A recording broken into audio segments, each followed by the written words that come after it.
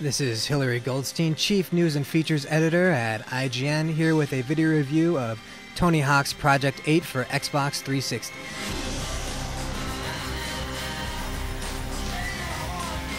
Project 8 is Neversoft's first true next-gen Tony Hawk game, built from the ground up with a brand new engine that really utilizes the physics of skating. It's a wide open world. You can have access to everything. Once it's unlocked, you can go anywhere from Suburbia all the way to Fun Park and back without having to worry about any load times. You can do one massive trick around the entire level if you want.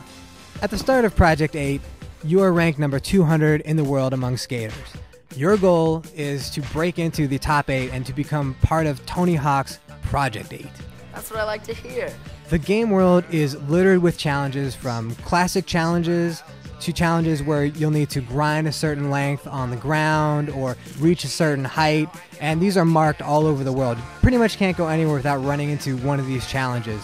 And essentially, constantly skating and pulling off tricks and entering into these challenges are going to help propel you into the top 8.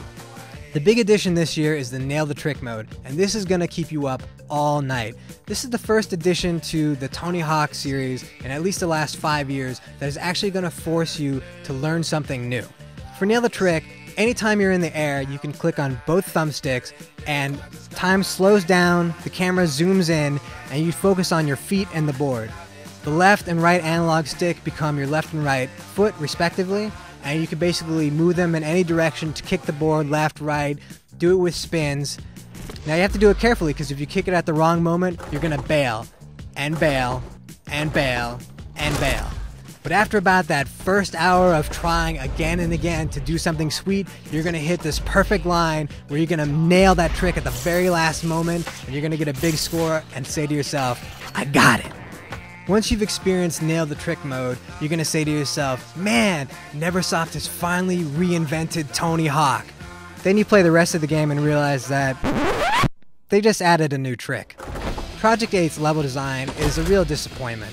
You're going to see a lot of levels that have been done before, such as Suburbia, the factory, of course the school, which they pretty much have in every game, except all of these have been done much better in the past. In fact, this is one of the most disappointing level designs that Neversoft has ever done for Tony Hawk. Even worse is that Neversoft went and took out all of the important Create a Mode features they had had in the past. So no longer do you have Create a Park, or Create a Trick, or customizing your board, and you can't do any kind of cool customization at all with your character.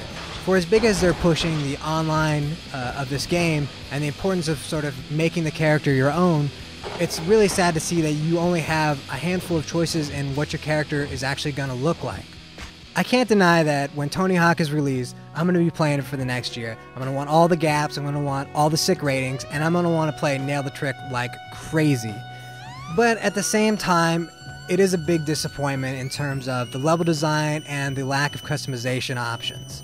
In order to garner truly high scores from IGN, next-gen games have to be next-gen from top to bottom.